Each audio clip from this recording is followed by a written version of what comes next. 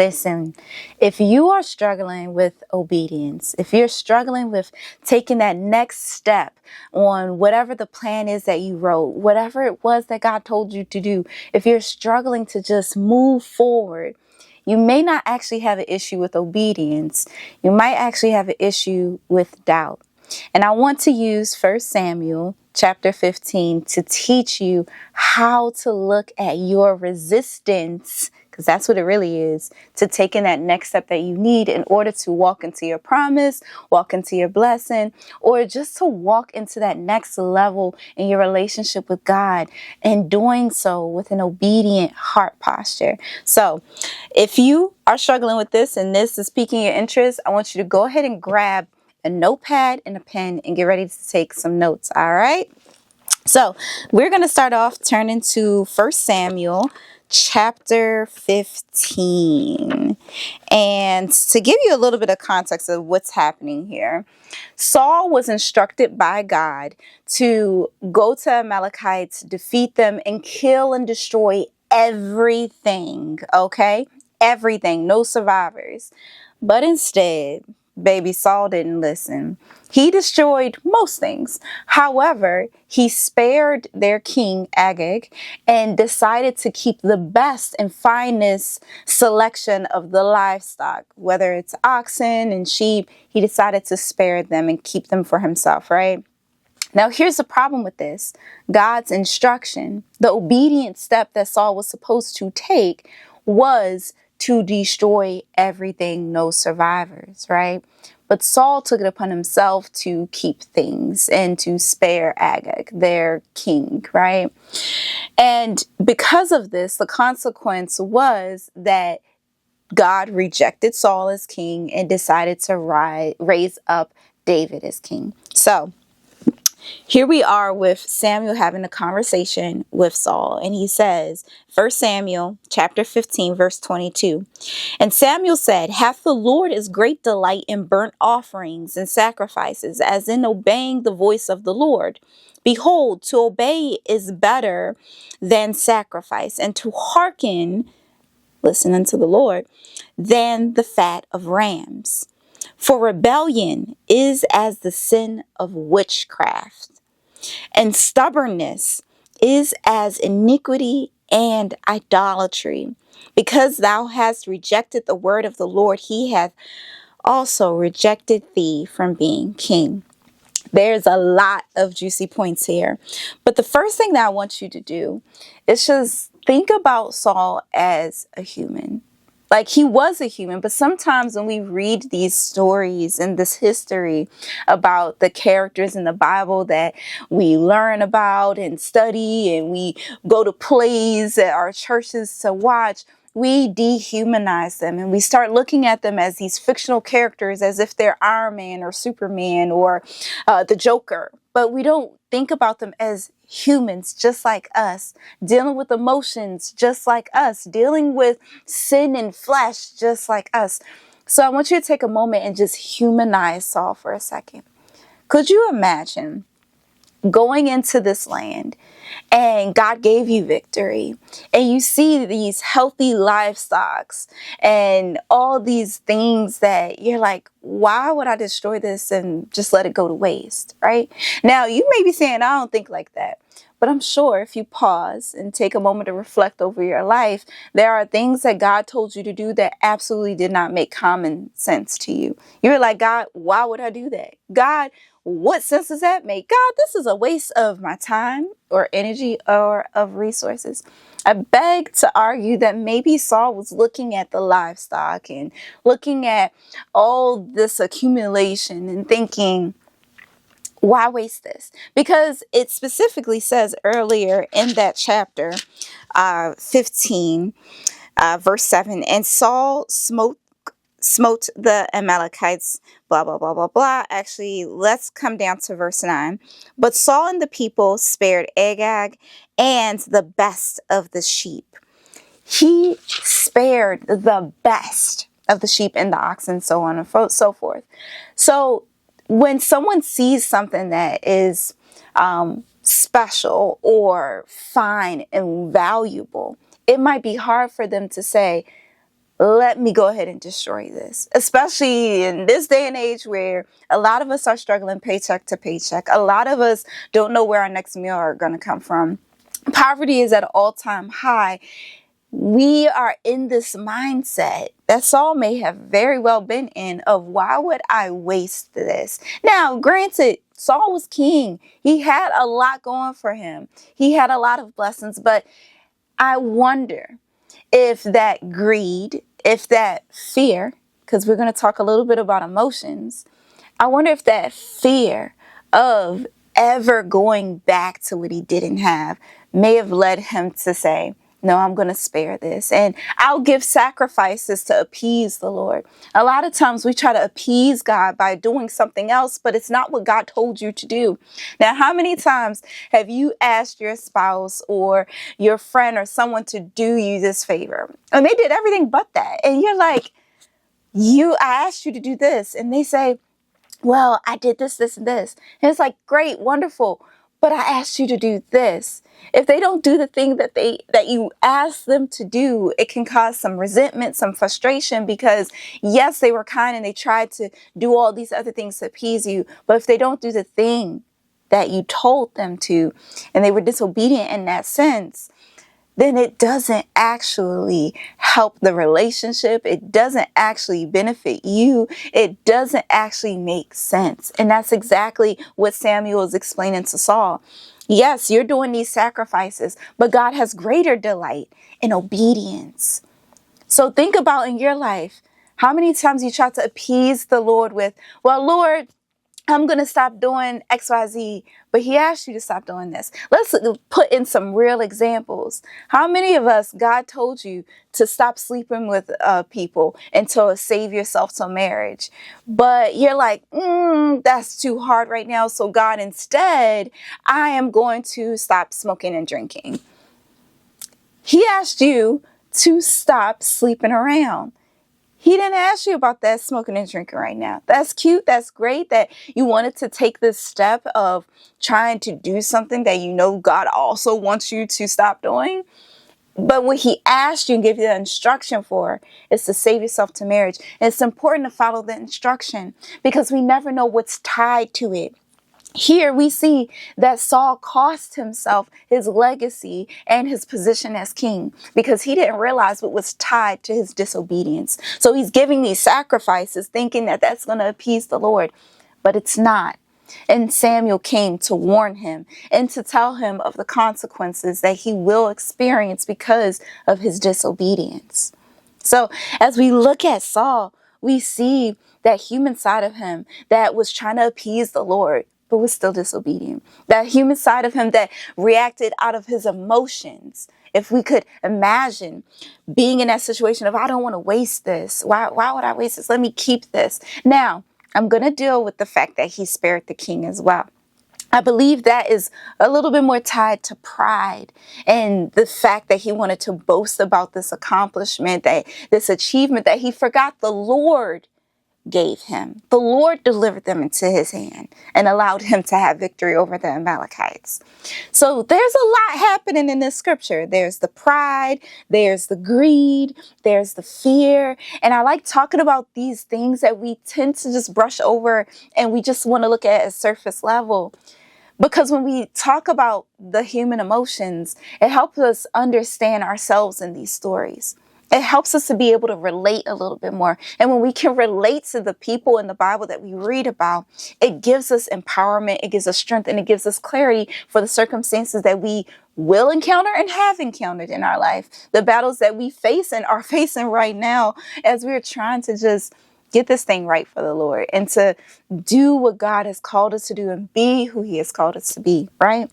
So as we're looking at this, we identified there's greed, there's some pride, there's fear, and then there's this other aspect here in verse 23 that says, stubbornness is as iniquity and idolatry. How many times have we thought so much of ourselves? How much of those times where we just put ourselves on this pedestal and we didn't even realizing we were idolizing ourselves. We were idolizing our titles. We were idolizing our position.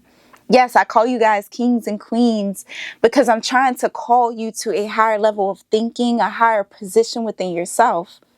But ultimately, we are sons and daughters of the King of Kings. We are sons and daughters of the one true God. He is our head. He is our leader. He is our shepherd. He is our God. He is our Lord. That word Lord means someone who not only protects you, but someone who leads you, guides you, directs you, and can correct you. Now, Saul allowed his stubbornness to lead him into disobedience. Do not allow your stubbornness. Do not allow the idolatry that you have maybe unknowingly built around yourself and your abilities and your skill set and your power and your title and your position to lead you into disobedience.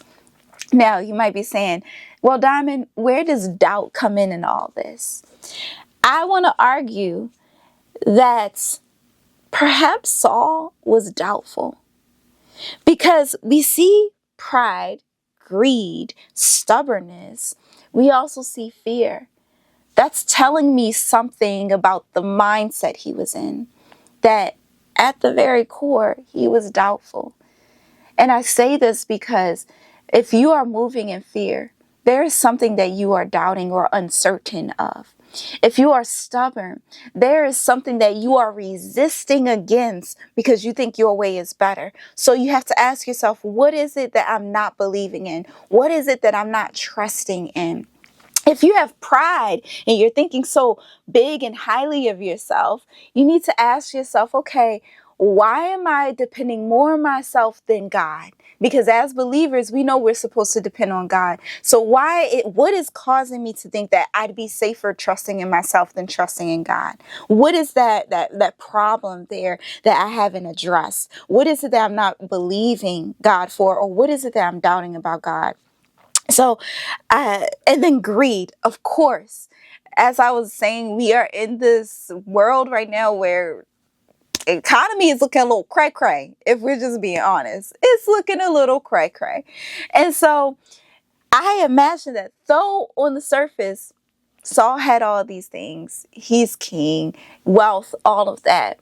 But might you imagine Saul before then, not having all these riches, not having all this wealth, not having this position and this title, not being admired. He wasn't the first pick in most of his community. He didn't have all this lavishness, and now he has it. And what that can produce in somebody is greed, to hold on to it, to hoard it, to not let anything go. And if you look at greed on a deeper level, the root cause of greed is often an insecurity. And that insecurity might be insecurity in what has been built up or insecurity that it's going to be taken away. I petition to you that perhaps Saul had this greed and wanted to keep and hoard things, the best of the sheep, the oxen, the livestock. Perhaps he was doing that because really deep down inside, he was afraid he'd lose it. He never had this type of accolades. He never had this type of status. He wasn't someone who everyone looked up to or boasting about or worshiping, because that's what started to happen. People were idolizing him. And he started to feel himself. He started to feel full of himself. He started to idolize his own status and his own position, not realizing that he had put himself, his status, in the position of God. When we start looking at ourselves as the provider, we take God out of his rightful position and we leave ourselves vulnerable. So I'm saying all this to build up this case and this understanding so you have a picture of who Saul was just as a human, and that perhaps you can see yourself in his story. What areas of your life are you struggling with doubt? What areas of your life have you put yourself in the position that God's supposed to be in? What areas of your life have you started to depend more on your strength and your wisdom and your skills and your accolades and your titles and your degrees than on God? I wonder if that's what's keeping you from taking the next step that you need to go to the next level that God has for you. You see, a lot of times the thing that's keeping us from moving into our next is because we haven't passed a test. And God puts us through tests because there's things He's trying to work out of us or develop in us. So I want you to ask yourself, why have you really not taken that next step, that next action? If you're supposed to write down the business plan, why haven't you done it? Ask yourself that. Is it perhaps because you are afraid of your own insecurities? You don't think you're going to be able to manage that business? Or you're afraid of leaving the job and starting your entrepreneurial journey because there's no security there? Okay, that might sound like wise thinking on the surface. But if God told you to do it, if God has been pulling you to do it, that's not wisdom. Go down to the root of those issues in that scenario, taking that scenario of not quitting the job and starting the entrepreneurial journey or starting the business. Maybe it's because you don't actually trust that God will provide for you. Maybe you doubt that God will catch you if problems come up. Maybe you doubt that God actually told you to do that. And if you're doubting that God actually told you to do that, that is a communication issue with the Lord. And the only way to fix a communication issue is to spend time talking with God. Just like you talk to your family or a friend or a loved one. Have that conversation with God. Yes, it is absolutely okay to ask God for confirmation.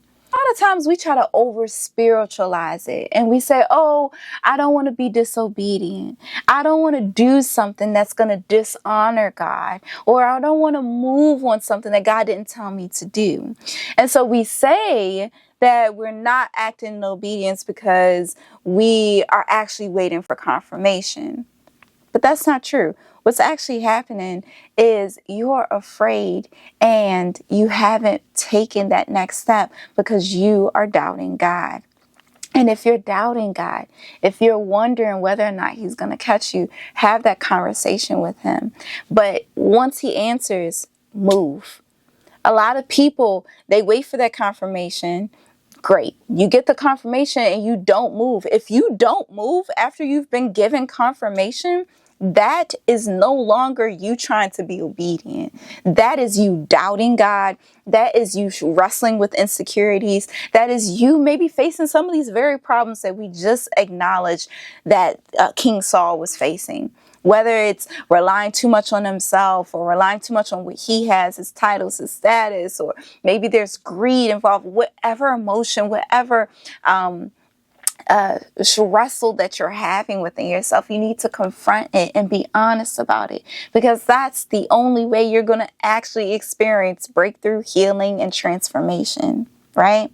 So what is that next step that you're supposed to do? What is that next step that you're supposed to take? Ask yourself what's really at the root. And I have a framework for you to work through this, okay? And it's an acronym, and the acronym is doubt. So the first one is D. Define the doubt. Define what it is that you're not believing or trusting about what God told you to do. Whatever that step is that you feel pulled to take, but you haven't just done it. What is the doubt there? Ask yourself this question.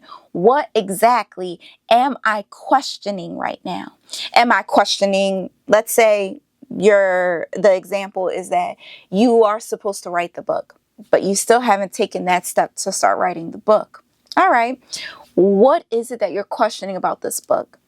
Is it that you're questioning if it'll actually sell? Are you questioning if you should say some of the things that you feel led and pulled to say in it?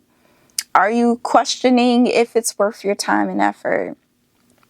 What is it that is at the root of what's keeping you hesitant from taking that next step? Or is it something a little bit more practical?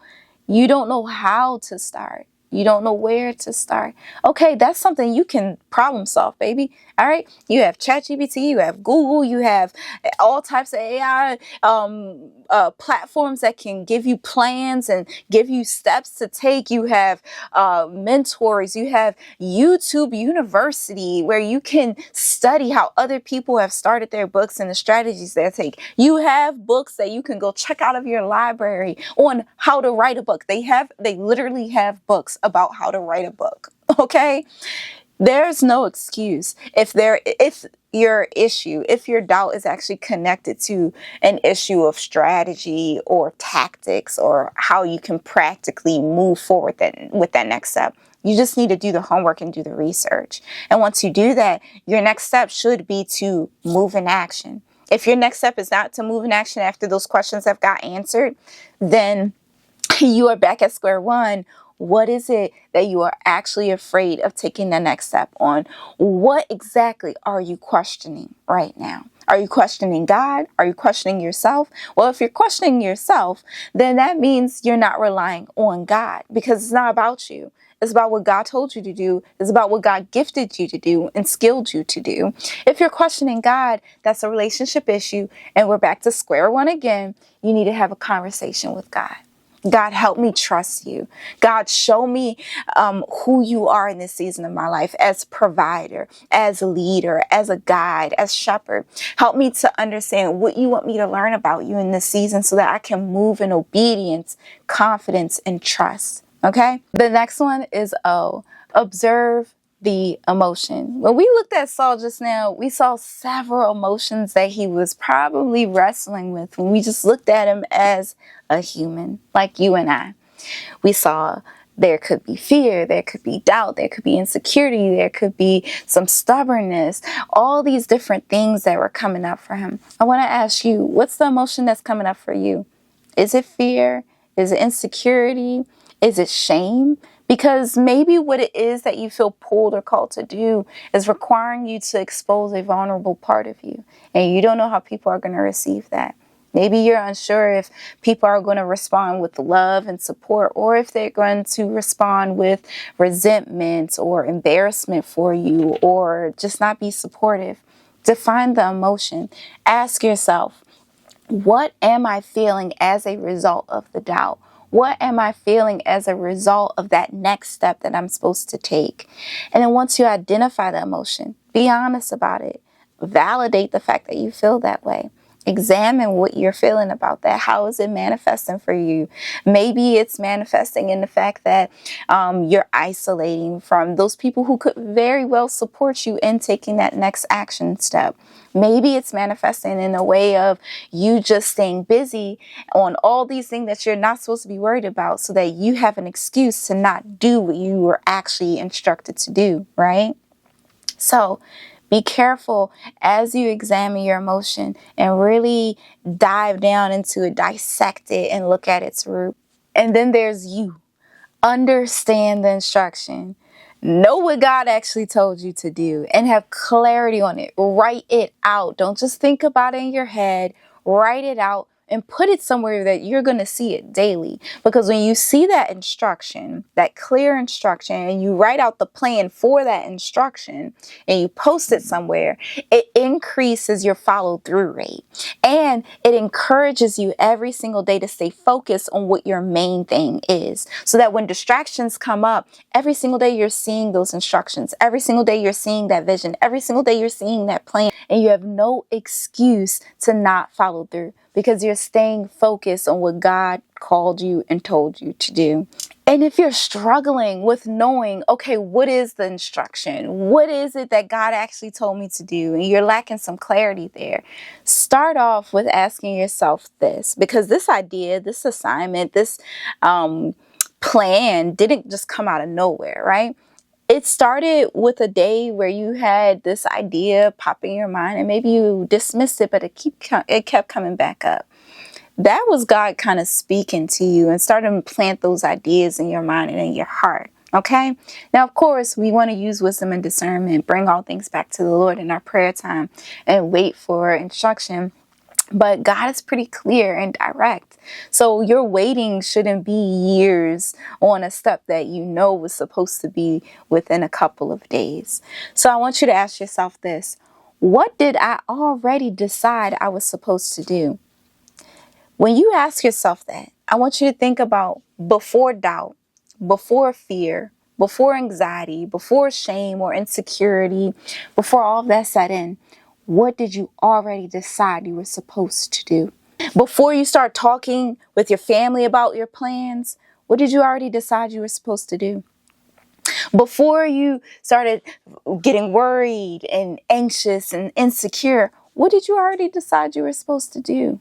Go back to that version of yourself, that mindset that has the answer of the instruction you're supposed to be following through with. Okay? And then B, bring back the truth. When you bring back the truth, you have a little bit more confidence. You're able to stand a little taller and walk a little more confidently and bolder. This is asking yourself, has anything changed or have I changed? Has anything changed or am I just uncomfortable? Has anything changed or am I doubting something? Now, if something has genuinely changed and circumstances have changed, if God forbid something happened and it's caused a drastic shift in your finances or your responsibilities, attend to that. But just because something happens doesn't mean God's instruction has changed. It doesn't mean that God is saying, oh, I don't want you to do this anymore because all these problems came up. God wants you to persevere and endure and push through even when the problems come up. Because a lot of times the problems is just the enemy trying to distract you. So stay focused on what God told you to do. Stay focused on what your mission is. Stay focused on that plan. Stay focused on what you said your goal is. Follow through with it.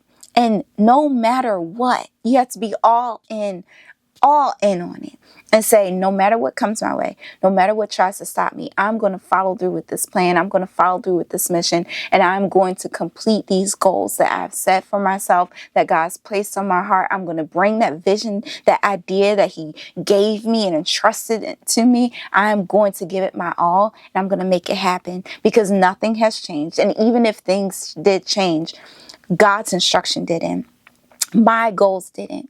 My vision didn't. So I'm going to follow through with it. So if I'm feeling this doubt, if I'm feeling this insecurity, then I need to address that, resolve that so that I can continue to move forward. And sometimes the emotion might not get resolved. You may not feel more confident. You may not feel less fearful of it. You may not feel less anxious. You might have to do it scared, afraid, anxious, or fearful. Just move forward. And over time, the confidence will build. Over time, as you see yourself accomplishing things, you start to feel a little bit more secure. Okay?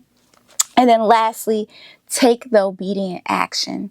You can plan all day long, but if you never take that foot and put it in front of the other, then you have failed. You need to take the next action. No matter how small it is, you can take an action. Maybe it's just, okay, I'm going to start off with making the phone call today. Take the next action. Maybe I'm going to start off with researching business plans. Take the next action. Maybe I'm just going to write an outline of what I want to write in the book. Take the next obedient action. Maybe you need to have conversations with your financial advisor. Take the next obedient action. Okay.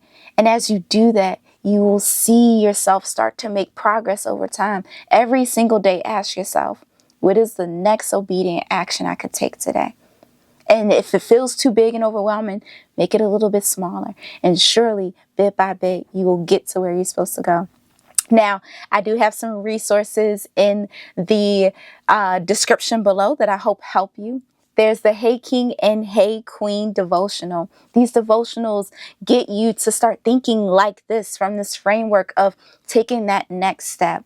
And every single day, it's 30 days, every single day there's a challenge that leads and guides you into taking the next obedient action. And in addition to those challenges, there's scriptures for you to sit and study and ask yourself. There's space to write down, how does this apply to myself today and who I am in this season of my life?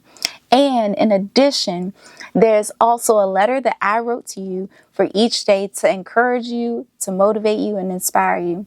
So whatever it is that God is calling you to do, baby, do that thing. Succeed, achieve, be excellent in it, and do not allow doubt to get in the way of you taking that next obedient step that God called you to do, that vision, that goal, that dream that you know you are to accomplish and you want to see happen. It is possible, okay? So I hope this helps you and blesses you. And remember, faith helps. Love you.